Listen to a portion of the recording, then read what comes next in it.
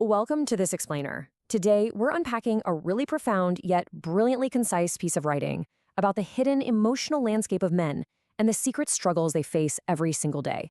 If you've ever wondered why the men in your life, a partner, a brother, a best friend, sometimes just seem to completely withdraw when things get tough, well, this is absolutely for you. We're going to break down the psychology of why men hide their failures, and way more importantly, how to actually navigate that dynamic. We're starting right off the bat with this incredibly powerful statement from our source text. Every man is fighting a secret war he has never told anyone about. I just want you to let that sink in for a second. This one sentence really sets the entire stage for what we're exploring today. We are pulling back the curtain on the single biggest thing guys are taught to hide, and that is their failures. It's basically an invisible battlefield. And the casualties? They're usually a man's peace of mind and his closest relationships.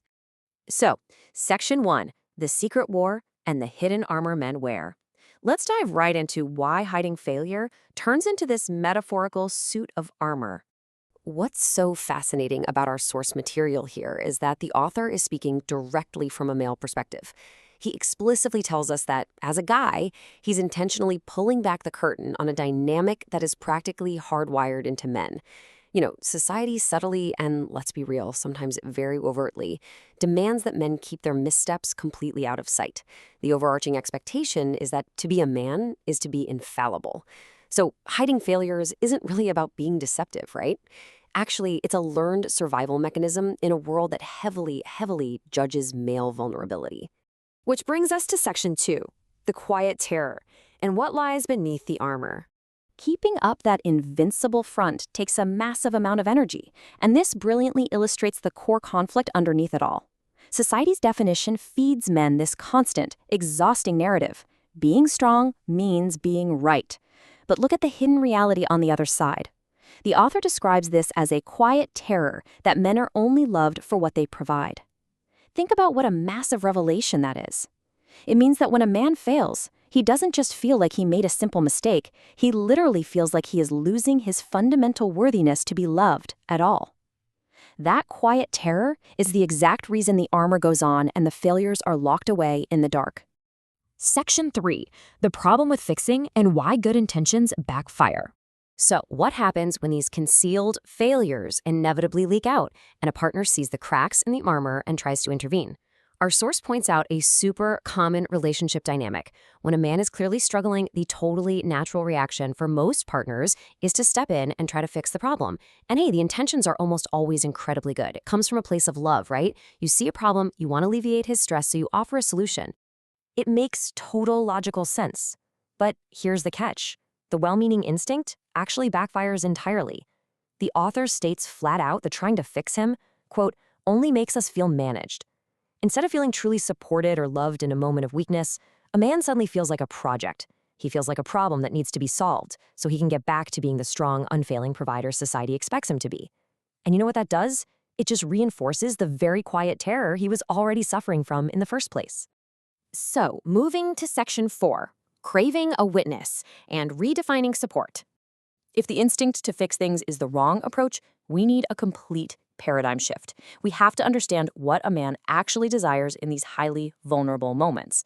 The text here completely redefines what support looks like, saying what a man truly craves is a witness. Let's break that down. A witness is the woman who lets him fail privately before he has to succeed publicly.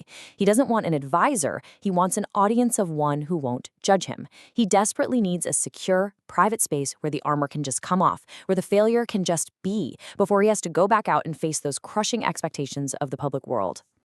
This takes us to Section 5, the messy basement, and sitting in the discomfort.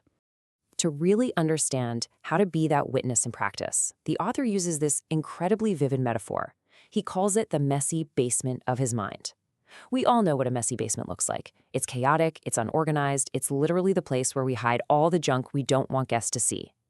The challenge for a partner, according to the text, is to allow him to sit in this messy basement without you flinching. Flinching is absolutely the key word here. When you see his doubts, his mistakes, his deepest insecurities, your job as a witness is simply to just be there. Do not try to clean the basement. Don't try to organize it for him. Just sit in the discomfort of that mess without recoiling. And finally, Section 6, becoming a safe harbor, moving from guest to owner.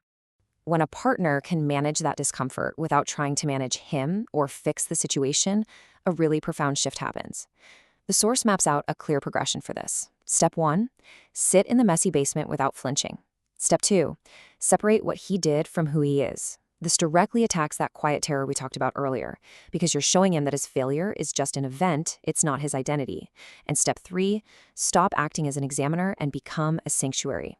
The author says by doing this, you stop being a mere guest in his life and you start owning the real estate. You gain a level of trust and emotional access that most men literally never give to anyone. To really hammer this home, the author explicitly states that this intimate dynamic is not an exam. So often, men feel like their relationships are entirely conditional, that their worth is constantly being graded on a curve based on their daily successes and failures. When you withhold judgment and simply act as a witness to his struggle, you are taking that grading rubric and tossing it right out the window.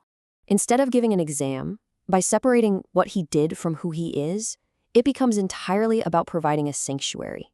A sanctuary is a place of refuge.